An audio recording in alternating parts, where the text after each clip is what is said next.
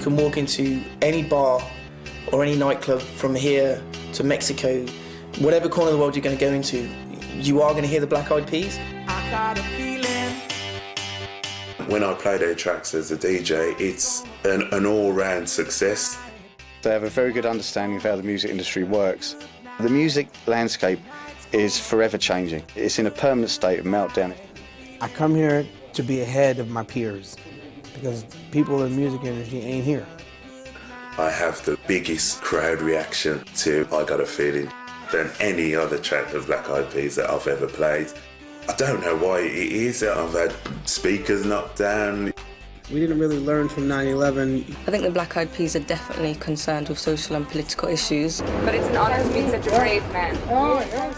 I do actually think that Fergie could be considered quite a good role model for women. It was also detrimental because I learned to people please at a very young age, which led me to problems later on in life. Inspiration to kids to let them know that their dreams could come true just like ours. It's just instantly recognisable and instantly catchy. It's something that a 3-year-old can sing along to, something your mum can sing along to. Don't Funk With My Heart definitely did deserve a Grammy. It was one of the greatest singles that year. They've been up for a lot of awards before, and I think that one was definitely well deserved. It feels good to be nominated, to have the 6 awards is great. Fergie going solo. I mean, it's been my dream since I was, a little girl, 6 years old. I told my mom I wanted to have a solo album, and she agreed as long as I got good grades. It's very difficult to determine what makes a great album. Every song is really strong. I think the lyrics of My Humps is a difficult topic. I think the lyrics are quite funny, to be honest with you. They understand showmanship. This is an industry that can either make or break someone. Some people have tried it but have failed, but the Black Eyed Peas seem to do it in a style of their own. It's guaranteed you put a Black Eyed Peas tune on and half the people leave their drink at the bar and get on the dance floor. That tonight's gonna be a good night. That tonight's gonna be a good night. That tonight's gonna be a good night. Feeling. The story of the Black Eyed Peas really comes to life in 2003 with the album Elefunk. This was the group's first album to feature the vocals of Stacey Ann Ferguson, universally known as Fergie. Fergie had been a child star and had seen some pretty tough times during her addiction to crystal meth, so this was one lady who had very little to hide. Fergie found instant acceptance among the Black Eyed Peas fans, but some sections of the press were less than complimentary. Rolling Stone commented acidly that since 2003, when the group hired Fergie Ferguson, it appeared that they had given up their pursuit of backpack rapper cred to record dumb songs wearing garish wardrobes and espousing a United Colors of Benetton worldview. The fans didn't care about Rolling Stone. They just wanted to have a good time. From the UK. We've flown in especially this morning. We fly out at midnight tonight. We spent all our life savings to get here for this concert. They took the new singer and the album to heart. Where Is the Love, featuring Justin Timberlake, soon became Black Eyed Peas' first major international hit. It peaked at number 8 on the US Hot 100, but topped the charts in several other countries, including 6 weeks at number 1 in the UK, where it became the biggest selling single of 2003. When you practice what you preach, I need you to turn the other cheek. Father, Father, Father, help us. Send some guidance from above. These people got me questioning. Where is the love? Obviously the song had Justin Timberlake on it, but I don't think a lot of people were actually aware it was Justin Timberlake because he wasn't actually credited, on the main credits. What that song was just a standout track in its own right. If you'd released that song by another group, it still would have been absolutely massive worldwide. Because you've got to remember that at that point, people still didn't really know who the Black Eyed Peas were. But because the song was so commercially viable, it was played in dance clubs, it was played in hip-hop clubs, it easily sit on daytime radio, it could sit on, your Galaxies, your local radio, your dance stations. And every now and again, you get one of those songs that just fits everywhere, and it encapsulated the spirit at the time, Whereas I Love It's very political. And it was just one of those songs that really connected with people at the right time. It just gathered more and more momentum as it went on, and it was a summer song. And I think when everyone looks back to the summer of 2003, that's one of the tunes that they'll remember, When it came out in clubs, You know, people didn't know really what to make of it, but once you started getting hold of that chorus, "Where is the love?" you know, everybody started singing it. You saw that a few people had a few drinks and then they started hugging each other, that kind of thing. And then the video kind of appealed to worldwide that, you know, everyone should help each other and sit together and sing together, and, you know, so it was quite effective in that way of a catchy tune with everybody coming together. You know, there was a lot going on with regards to conflicts around the world, with social and political and economic depression, and I think it was just one of those feel-good songs that addressed some of those issues, some of the day-to-day sufferings that people are experiencing. And I think it just captured a particular moment, and, you know, luckily for them, proved to be extremely successful. The Elefunk album subsequently spawned Shut Up, which peaked at #2 in the UK and topped the charts in dozens of countries, and went platinum in the US, UK, Germany, and most European markets. The third single from the album, although significantly restyled from the original Elefunk version, Hey Mama, hit the top 5 in Australia and the top 10 in the UK, Germany, and other European countries, and reached #23 in the US. The song received even more exposure in 2003 when it was featured in the first Silhouette television commercial for the iPod. It's very difficult to determine what makes a great album, but I think if you want to take it on their sales, I think Elefunk could be seen as being a great album. But I think beyond that, it's an album full of really great pop songs. Very high production values there. Will.i.am, who produces most of the material as well as writes it, obviously has a very clear idea of how he wants this to sound. I think when Where Is the Love came out, a lot of people expected that to be a one-hit wonder kind of song, because in its own right it was just, you know, a fantastic pop song. But then they released Shut Up, and I think as that song came out, people got to know a bit more about Fergie. They could identify with the band more as people, and they bought into it as a brand. And as the album progressed, they had something like 4 or 5 just absolutely massive singles that were all fantastic songs in their own right. It's not just a pop singles album. And they've captured bits of funk, they've captured bits of pop, you know, they've captured bits of hip hop, and they've just created a really fresh album that will still sound good, you know, in 10, 20 years, and that's very, you know, it's very difficult, especially in that genre. I think Elefunk's a great album. I mean, it had Where Is the Love, which was one of the biggest hits. It's jam-packed full of other hits. It kept the same style, it was unique, just like the band is unique. The singles in there were consistent throughout. They all had their own little message in there. Some of them were morally good, some of them were just a great song to dance to. I think it's one of these kind of albums that you have to constantly listen to and realise the band's potential and how they're writing and how they look at their type of music. But in general, when first impressions of Elefunk wasn't brilliant, but I did grow to love that album. In 2004, the Black Eyed Peas embarked on the Elefunk tour, hitting many countries, including several countries in Africa and Europe. To this day, the Black Eyed Peas remain a truly universal phenomenon, working tirelessly all over the globe.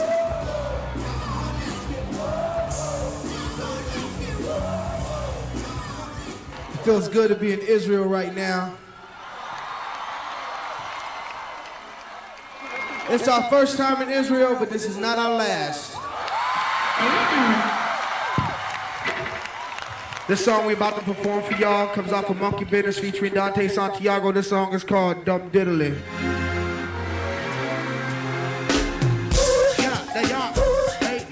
I love London. I mean, obviously I have a song about it, I better. But I think that it's just a really good aura here. You know, there's a really good aura with the people.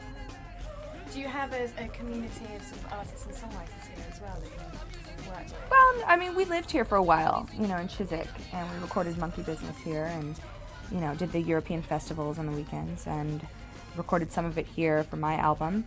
Well, we just, it's European, yet I can speak English and everyone understands me. I think that I probably should have been born here, because I think that Brits are a little bit more open with their lives, and I think that I have that in me. Aren't your roots Scottish? Yeah, Ferguson. Yeah, definitely. Their next album, Monkey Business, was released on June 7th, 2005. The album's first single, Don't Funk With My Heart, was a hit in the U.S., reaching number 3 on the U.S. Hot 100. This was the highest peak yet of the band's career in the U.S. and earned them another Grammy for Best Rap Performance by a Duo or Group. It feels good to be nominated, to have the 6 awards is great. Wow, you know. Don't Funk With My Heart, did it deserve a Grammy? It's a difficult one, really, because it won the Grammy for Best Rap Song, and I think there's a great deal of confusion that exists around different genres of urban music, and you know, I would say it's a great pop song. It has elements of, you know, some hip hop in there as well. I'm not sure if it makes a great rap song, because rap to me is different from the sort of stuff that Black Eyed Peas now produce. Previously, yeah, they came from that sort of background, though again I would argue it was more hip hop than rap. But yeah, I mean, the audience seemed to think so. The people who are on the board of the Grammys seemed to think it fitted that particular genre well. So yeah, who am I to say that they shouldn't deserve it?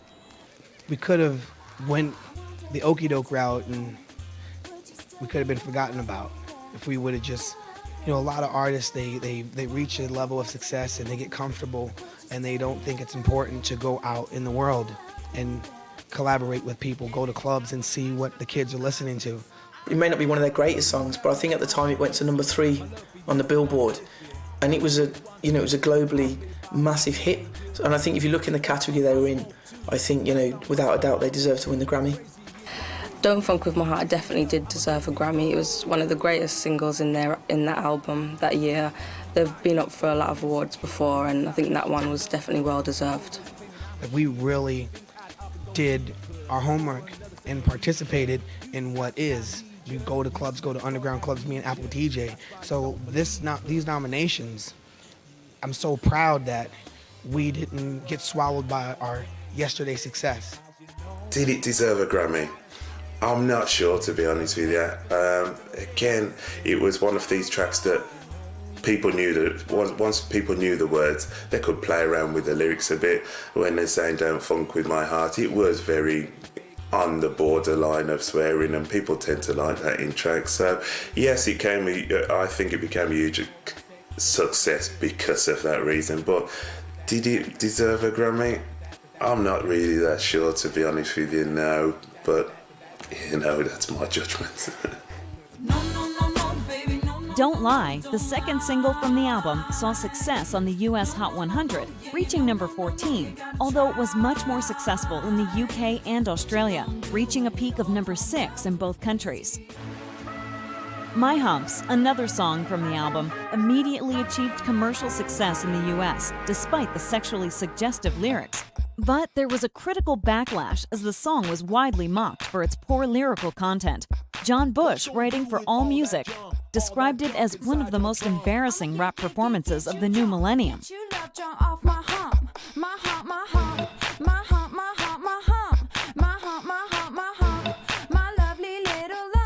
Check it out. I drive these brothers crazy. I do it on a daily. They treat me really nicely. They buy me all these ices. Dolce and Gabbana, Fendi. I think the lyrics of My Humps is a difficult topic, because there's a lot of songs out there that have crass lyrics in, and I think because of the ambiguous nature of the lyrics, they weren't that bad. I mean, there's a lot of rap songs that clearly state, you know, rude things, and the lyrics in that you could sing along. They didn't necessarily mean, you know, the sexualized things that they could be perceived to mean. So I think they did it tastefully.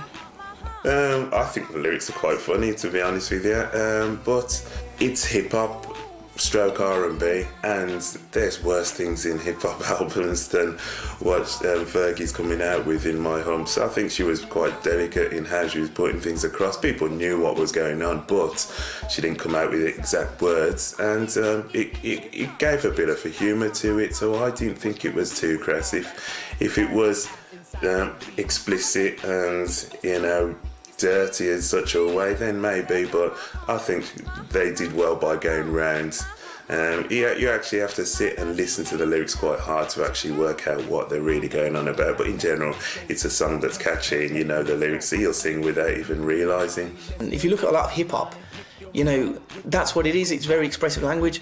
They haven't really gone down that route, but they've still left room in your imagination to create what you want, you know, what you want from that word, and they haven't really spelt it out. So I think it was a good thing. I mean, one of these things you've got to remember is these songs are made for the dance floor, and who dances? Women. And women love, you know, that song because they can, you know, dance to it and move to it and express themselves. And that's why the music hits so much, I think. The one train of thought would be, yes, they are extremely crass. It's sort of sexualising women. There's a lot of female artists who would say they've spent years of their career trying to change people's perceptions of women, not only within the rock industry or the music industry, but in society in general. So it could be seen that it's playing on those stereotypes. But look at it from another perspective, this is Fergie who's saying, this is me, this is my body, I'm in charge of my body, I'm an empowered woman, I make decisions about who does engage with me on any particular level. So you could read it as a text of empowerment rather than one of saying, actually, this is just sexist nonsense. Despite the critics, the album Monkey Business debuted on number 2 on the U.S. Billboard 200 albums chart, selling over 300,000 copies in its first week, and was later certified triple platinum. Their last single from the Monkey Business album was Pump It, and in autumn 2005, the Black Eyed Peas set off to tour Monkey Business. In December 2005, they embarked on the European tour, which opened in Tel Aviv, Israel, continued to Ireland, the UK, Italy, and Germany. After heading to Europe and Asia, they toured the US again and South America. I think the excitement that's generated around a Black Eyed Peas live performance is they understand showmanship. I think the thing with the Black Eyed Peas is because you've got such a diverse range of dynamic personalities, they all seem to feed off each other. It may well be a scripted live performance, but it looks very natural. The performance is 50% of your product. You can sell records, you can make records. People want to see you perform them, and if you perform them well and get people excited about that, the chances are they're going to go away from that concert and they're going to go out and buy your records. They give them elements of surprise. Some of their costumes, again, their dress sense is quite unusual. It's not something that you'd go and wear out on the streets every day, but it's strange, and nobody's brave enough to do half the things that they do. They're, you know, like say they're dancing, they're hanging from the sky, and they're hanging on different objects, they're floating across the crowd. It's something different. Some people have tried it but have failed, but the Black Eyed Peas seem to do it in a style of their own. The Black Eyed Peas live performance is you know, it's like nothing else. I mean, they're mixing live instruments, they mix a hip-hop show, they mix dancing. You've got Fergie, who's in her own right, you know, a fantastic front woman. And, you know, people go to these concerts to enjoy themselves. And when you've got a back catalogue that they have, you know, with probably 10, 15 songs that are all massive, massive hits, people go there just to have a good time. And I think with their live shows, they've just found a way of encapsulating that energy, giving it back to the audience, and creating a fantastic performance. On December 31st, 2006, Black Eyed Peas performed at the last stop on the Monkey Business Tour at Ipanema Beach in Rio de Janeiro, Brazil, for more than 1 million people, being their biggest concert ever. Black Eyed Peas performed at the UK leg of Live Earth on July 7th, 2007 at Wembley Stadium, London. Having produced the bulk of the Black Eyed Peas albums, Will.i.am has begun his solo career in earnest by producing and collaborating with a variety of musicians, most notably Michael Jackson, and also including U2, Sergio Mendes, Carlos Santana, Too Short, Kellis, Cheryl Cole, John Legend, RBD, Nelly Furtado, Justin Timberlake, Nas, and Bone Thugs-n-Harmony. I think the interesting thing with somebody like Will.i.am is that, again, he's very much clued up to the way the music industry works. You know, he's obviously got some very, very clearly defined production values that he likes to put into all of the music, not only that he produces for the Black Eyed Peas, but interestingly enough, he's taken some of those with him and is now working with other artists. This is somebody who I would imagine, not in textbook style, but sat down and thought very hard about, okay, this is an industry that can either make or break someone. This is an industry that I can either do well in, or they can drop me like a hot potato within a matter of days, you know. And he understands how that works. I think this is partly due to his success, not only as a performer and as a songwriter, but also as a producer as well for other artists. He knows how to capture the really good elements of their talents and build on that. And you know, this is a person who I would imagine that is never going to find himself out of work. I do think Will.i.am is easily the driving force. I think he's the person that's noticed the most. I think Fergie is the forefront person of the group, but I think Will.i.am is the one that's recognised as the Black Eyed Peas. You mention Will.i.am, they think Black Eyed Peas. If you mention Fergie, people just think Fergie. You always get the musicians who have, you know, great talent and they get this far. You have a musician who has, you know, a great business sense and they'll get this far. When you amalgamate the two, then you become, you know, ultimately very successful. And Will.i.am's got a great brain, you know, he aligned himself with Fergie. He's taken the band in the direction he wanted to go. He's done a song with Cheryl Cole for the UK market before she was actually as famous as she is now, you know, across the world. So he's a very smart guy, and one of the things he's really good at spotting is musical trends, you know, worldwide, because you will hear the Black Eyed Peas do things before other people do. So, you know, he's a really clued up, smart guy with his finger on the pulse, and I think he'll stay like that for a long time to come. In March 2006, Black Eyed Peas hit the road again, but still found time to craft new songs for Fergie's solo debut album, The Duchess, which showed a much softer side of Fergie. I mean, it's been my dream since I was, you know, a little girl, 6 years old. You know, I told my mom I wanted to have a solo album, and she agreed as long as I got good grades. So, you know, finally it's happening. The beauty of Fergie, apart from the fact that she is beautiful, of course, is that she's managed, within an industry that I would say is still extremely male-dominated, has started to forge herself an independent career outside of the Black Eyed Peas. Okay, the Black Eyed Peas certainly introduced us as an audience to her talents, but you know, she obviously has something in there of her own to offer. You know, she shouldn't just be seen as the girl singer from the Black Eyed Peas that gives them that sort of sexual edge. Within the Black Eyed Peas, it's more of the, you know, tomboy bebopping on stage, and with my album, it's more of an intimate, personal look at who I am. The music industry in the past has always had this idea of putting female performers into 3 or 4 different categories. You're either the rock goddess or the folky, or you're, you know, this sort of like sex kitten. She's not foolish. She knows how to work the publicity, the marketing. She plays up to some of those stereotypes because she knows that, you know, it's going to help propel her career. But she also plays with those stereotypes in a way that can indicate to some of the, you know, the younger audience that actually it's really good for you to be, you know, empowered, stand up for what you believe in. She's doing a really good job of letting younger women know that you can succeed. And it's not necessarily just about becoming a star. It's about having, at that initial point, just the power to stand up and say, yeah, I'm going to go out there and make a record, and nothing's going to stop me from doing that. Hi, how are you? Hi, I'm very good, thank you. Hi. How are you? I'm good. It's my birthday. Is it? Yeah. Am I allowed to ask the question that you're never supposed to ask? Oh no, I'm 32. It's wonderful. Okay. Yeah, I've had so many experiences, you know, so I'm happy to be 32. Okay.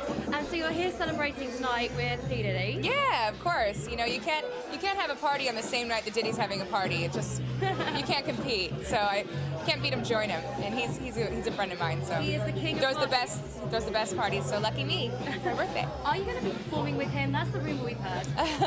I don't know if I'm performing tonight. I know I'm going to have a good time. I have a bunch of my friends here, so it's going to be a good time. What do you make of the whole Snoop not getting allowed into the country?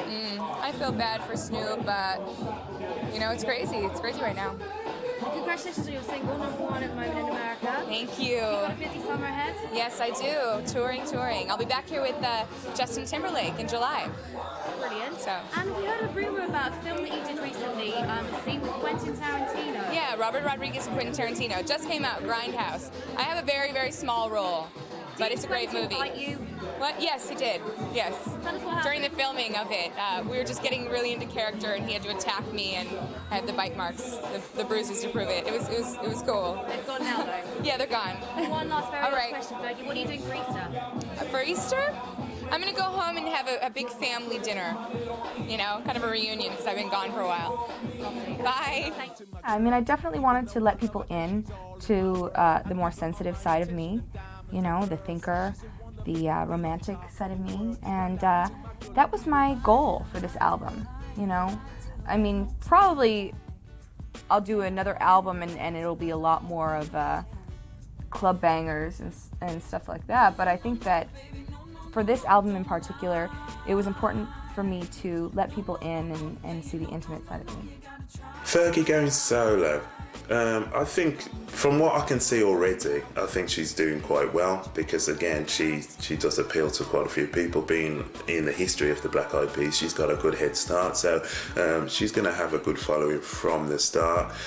How long it'll go on for, I don't know as a solo artist, because you do tend to think that, you know, once people start doing their solo career, it only lasts for a short while, where bands tend to last a lot longer.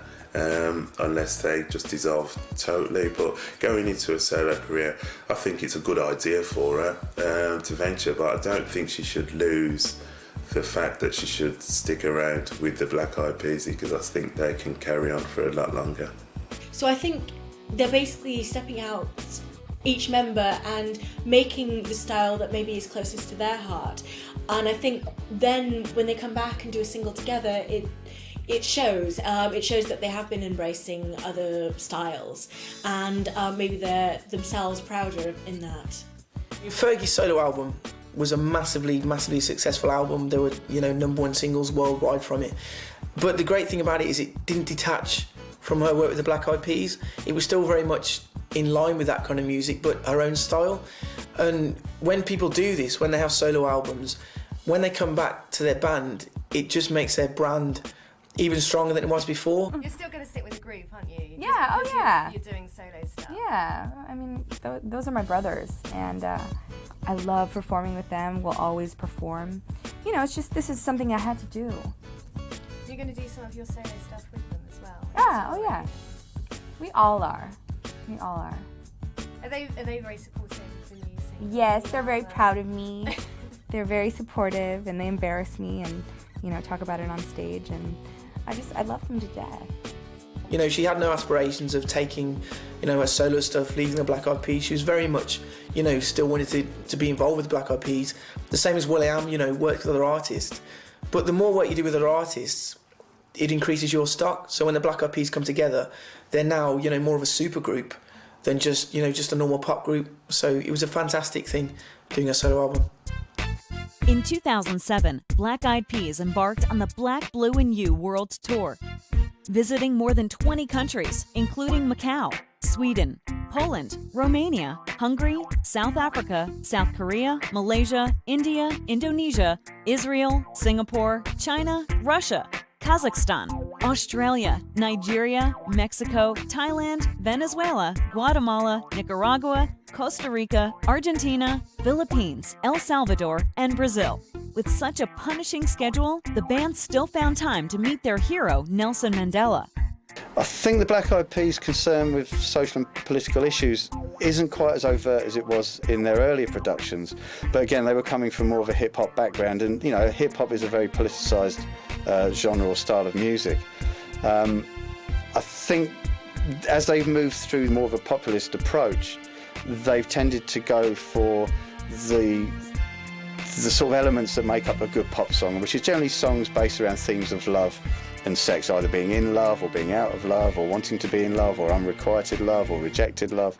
And I think they've gone down that route more, though that's not to say that their interests and their feelings aren't still involved with political and social organisations. I know they do release some of their records for organisations that promote positive imagery and positive aspects for young Black Americans.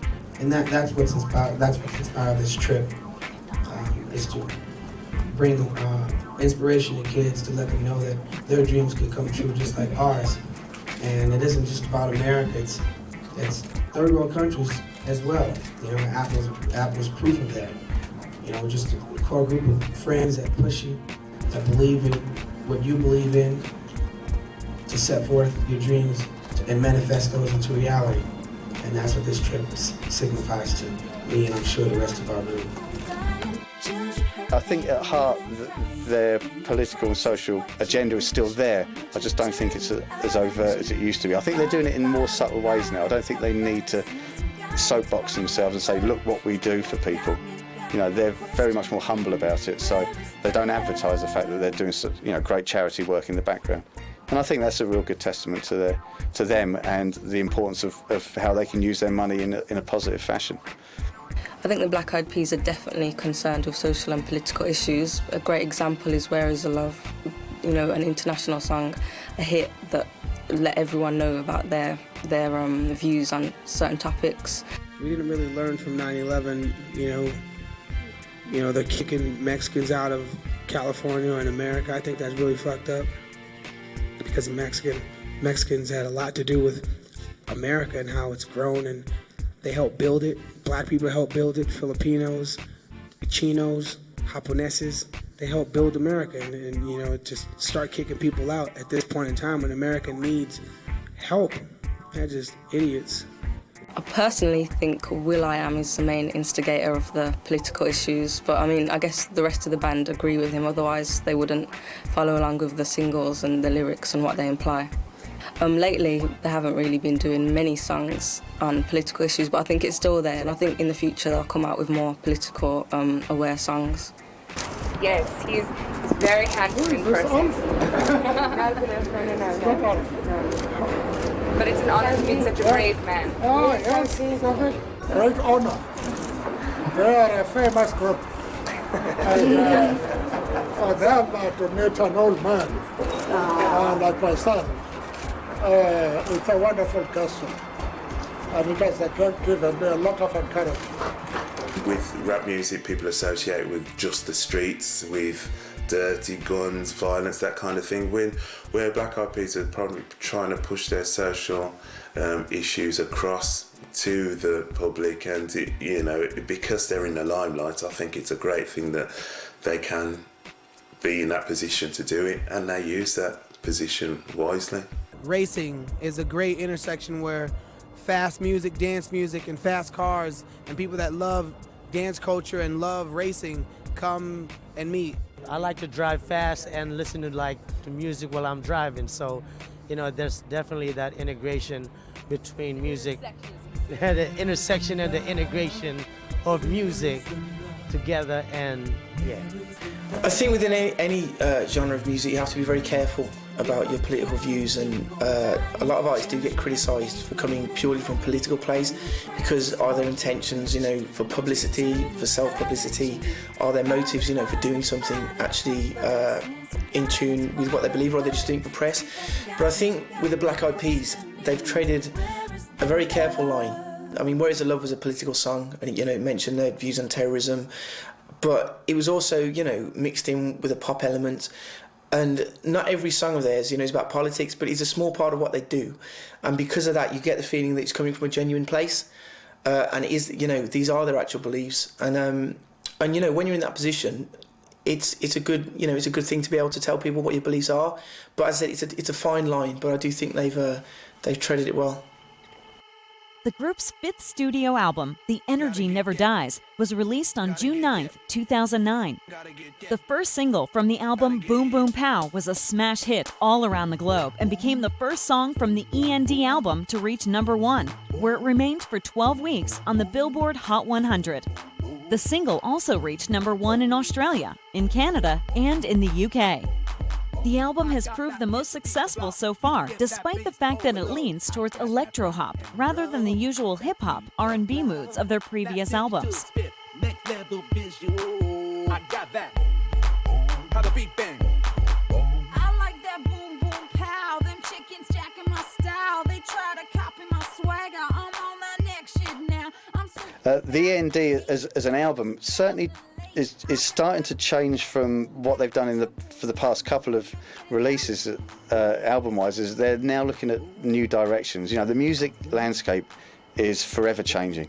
It's in a permanent state of meltdown. It's fragmenting on a daily basis. I think END, when it first came out, it was a big change, but if you listen back, I mean, I've been a fan for a while. I've listened to their first album before Fergie even joined the band, and it was a lot different to the Don't Funk With My Heart. So in terms of the band, I think they're always reinventing themselves. It is a change, and it's a great change. I think a lot of people enjoy it. Boom Boom Pow is a great single. They're always changing, and it fits with their style anyway. they're quite unique. They like to be different. People would think E&D was at the end of Black Eyed Peas. I don't think it is. I think they'll go on for years, but how they put it across that the energy never dies is pretty true, because they have changed their style from Elephant to the E&D, but they're appealing again to a wider audience. Not only are they hip-hop, R&B, they've gone dance, you know, so it's again, you can have a dance audience that would only like dance music and an R&B audience that only like R&B, and they're in the same room enjoying themselves to the same kind of music. So I think they have gone in a different direction, but I do personally think for the better. Definitely for the better. I think what you get with the Black Eyed Peas, you're always going to have fantastic pop music, but you're not going to be able to actually pigeonhole that into hip-hop, funk, soul, techno, whatever's happening at the time. Even before the mainstream gets to it, they can tune into it. So by the time it hits the mainstream, they're still one of the first bands, you know, to hit the mainstream with that style of music. I mean, The End was, you know, very dancey. You know, it was also, and they said they took a lot of inspiration from the Australian dancing because they went over there, and that was kind of what was happening at the time. So I think they will always be one step ahead, you know, and that's what's going to make them so successful. The first promo single, I'm a Bee, was released for download on iTunes on May 19th in the US, entering the Billboard Hot 100 at number 50 on the week ending June 6, 2009. The download era caused the Black Eyed Peas to question the album format that served them so well. The group's frontman, Will.i.am, told Billboard that the END stands for The Energy Never Dies, which describes his model for a project that will be living and frequently updated throughout its designated cycle. I'm trying to break away from the concept of an album. Taboo holds similar views to Will.i.am and told iProng magazine that the END may be the last Black Eyed Peas album released in physical form, in favor of digital-only album releases in the future. The way technology's going these days, a lot of albums are just bought online. I mean, I can't remember the last time I actually bought a physical CD. So they really are on the cutting edge of technology, and it just proves that they're moving with the times, like they have done with their music, with the image, with the style, and now with the way they're marketing their albums and stuff.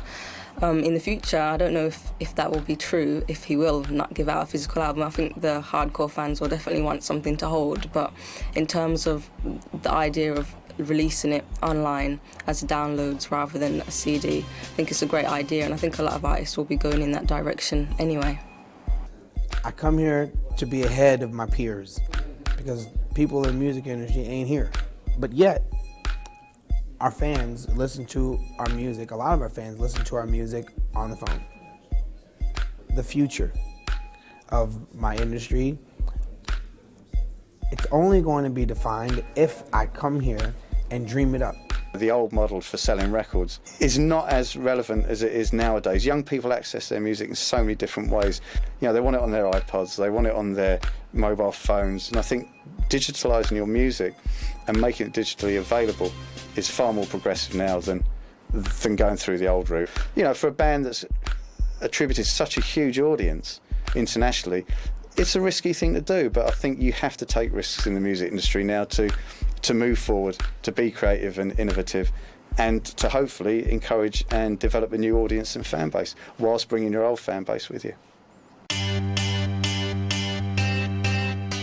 The Black Eyed Peas released I Got a Feeling as the second official single from the album. I Got a Feeling climbed to number 1 on the US iTunes chart, replacing Boom Boom Pow, which dropped to number 2. I've Got a Feeling is, I do think, up to date, is easily the best track that the Black Eyed Peas has launched. As a DJ, I find that I have the biggest crowd reaction to I Got a Feeling than any other track of Black Eyed Peas that I've ever played. I don't know why it is. I think it's because it just starts so slow and then the energy builds and then everyone's just jumping. I've had speakers knocked down, you know, the decks jumping because everybody's so excited to it. I mean, I've seen a lot of the older people, you know, as soon as they put a Black Eyed Peas tune on, they're up singing and they're dragging their sons and daughters across. That's in, you know, private parties. In the clubs, it's guaranteed. You know, club, you put a Black Eyed Peas tune on, on, and half the people leave their drink at the bar and get on the dance floor. So it is a great song. I've Got a Feeling is one of those songs that if it had been recorded by an unknown artist or any other artist, it still would have been an absolutely massive hit. You know, the Black Eyed Peas are a massive brand, but it's a faultlessly catchy pop song. And if you walk into any bar or any nightclub for the next probably 10, 15 years, you are still going to hear that song, and you're going to still hear people singing along to it. It's embedded itself into the culture of, you know, pretty much everyone around the world. And I think, you know, that's the beauty of a simplistic pop song. You know, pop doesn't have to be over-intelligent. You can have intelligence in a really simple pop song. So it may not be everyone's favourite Black Eyed Peas song, but at the time, you know, it was the right song for them to release, definitely. I wouldn't personally say that I've Got a Feeling that it's one of the band's finest recording or finest records. I'm a big fan of Boom Pow, only because it's got this fantastic old school feel to it. And I think it had that real nice feel to it, that return to that, you know, using old analog equipment, and just really simple, straightforward raps over some really, really good, solid production. So I have to say I'm a bit of a fan of Boom Pow rather than I've Got a Feeling. But that's not to say that I've Got a Feeling isn't you know, it's a catchy song.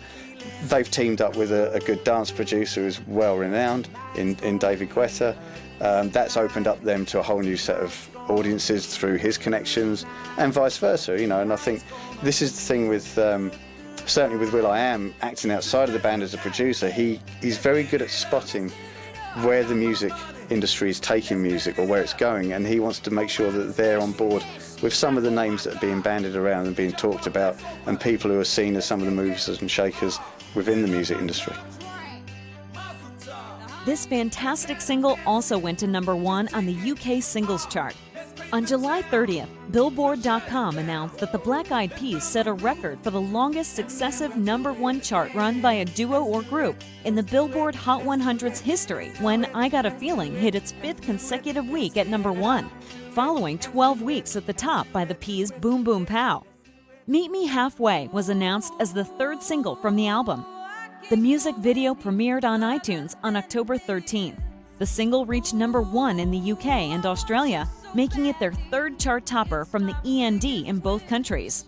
It also peaked at 7 on the US Billboard Hot 100, making it the group's 3rd top 10 single from the END. Meet Me Halfway, I personally feel, was a disappointing follow-up to I've Got a Feeling. The reason being is I've Got a Feeling it started to chart a new territory for them, and they were teaming up with a well-renowned dance producer, and it had that very feel-good, going out the weekend factor. Meet Me Halfway as a follow-up to I've Got a Feeling it was a return to that standardised sort of form of, this is a song about love. It's got the general verse, chorus, bridge, and I think they could have developed or ridden on that wave of getting into a new audience of people who are dance music fans and going for these sort of you know, extended remixes with dance music. I think that could have been another area for them to explore in a bit more depth before maybe returning back to the sort of formula that's safe and that they know works well.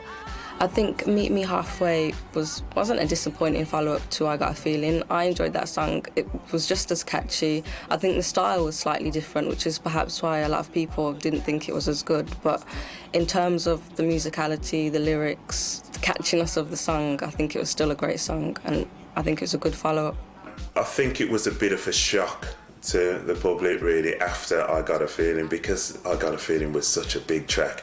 Meet Me Halfway coming straight into that is you know, a bit of a change to it, but it's still a great track. First impressions hearing it, you think, not really brilliant, but when you start going through it again, you're singing along to the lyrics again. Another track that Black Eyed Peas have made that people can sing along to, you know, they enjoy the music. That if you can sing along to a track, you know you're enjoying it. Whether or not you don't like the actual album, it appeals to you in some way because you're singing along to it. And Meet Me Halfway did that. Yes, obviously it wasn't as great as I Got a Feeling, but it was still a great track. Meet Me Halfway was a very interesting follow-up to I Got a Feeling. It was slightly different, you know, but I think at the time that was where they needed to go. Because I've Got a Feeling was such a massive global success and was so catchy, I think if they'd have come back with exactly the same single, it also would have been too much for the public. They often need a bit of time to, you know, to relapse and regain the love of their song by just taking a break from it. Meet Me Halfway concentrated more on Fergie's vocals. It was more dynamically interesting, you know, as a song.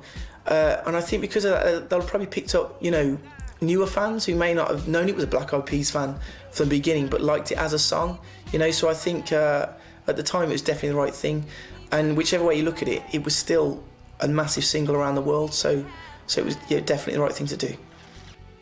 The group celebrated the album's success by performing at the American Music Awards with the songs Meet Me Halfway and Boom Boom Pow.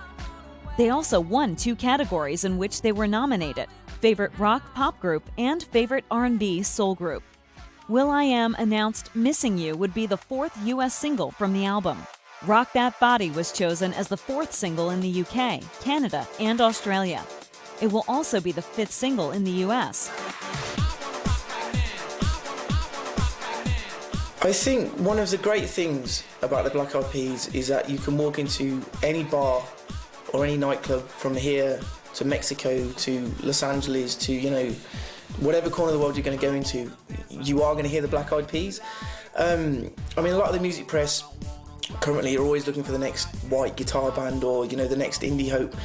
And when bands become really successful, they do get overlooked because when something sells so many records, it's commercial and it's seen as not cool. But I think the Black Eyed Peas have still kind of captured their roots, their ethics, you know, their influences to a degree, and they've sold it, you know, to the masses. So I think, you know, that's a great thing. They produce great pop music, you know, and you can't put your finger on what exactly the music is. It's funk, is it hip hop, you know, is it pop?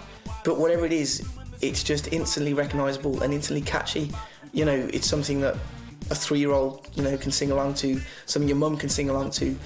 And even though it sounds really simple, it's genuinely very hard in music to capture that.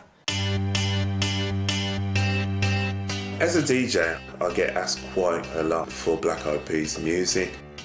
I could put on a Black Eyed Peas track and I can pretty much guarantee the crowd will get up or start moving or get back onto the dance floor. They know straight away from the first couple of bars of the music.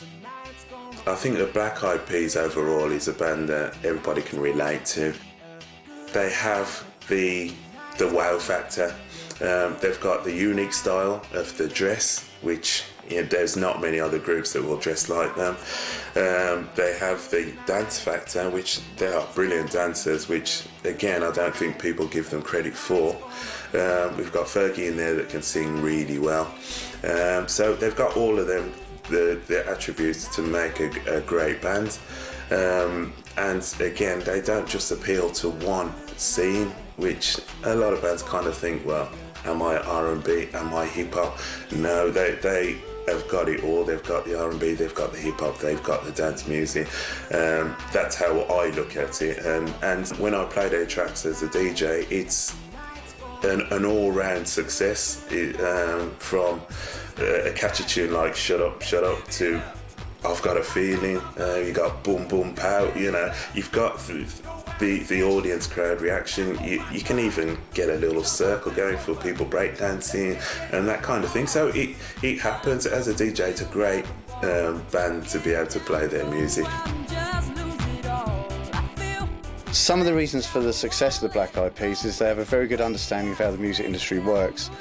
They write very good pop songs, very formalised, verse, chorus. It satisfies the audience that it's something they can sing to. They've got some great hooks in there. And I think the idea that they realise that beyond the music, there's a far greater media environment out there that helps promote them as artists, and they've created great synergistic relationships with film, fashion. You know, they've produced great videos. You know, so they understand that making music isn't just enough nowadays to become a popular and well-respected artist. You have to think outside just the immediate of what you do as an artist itself. I think the Black Eyed Peas have become so successful because of their commercial appeal to people of all ages, races, genders. They're quite unique and there is no other band like them out there, so I think that was one of the reasons, and the success of Where Is the Love, I think that had a lot to do with it as well. I'm a great fan of hip-hop. I've loved it since I was young. I mean, I think it gets a lot of bad publicity for certain reasons, but I think the general hip-hop community and what it stands for is a great thing, and hip-hop is great music. It's a great genre. To mark the launch of a new decade, the Black Eyed Peas performed "I'ma Be" and "Boom Pow" at a massive New Year's Eve party, which looks all set to mark the beginning of another exciting era in the Black Eyed Peas story.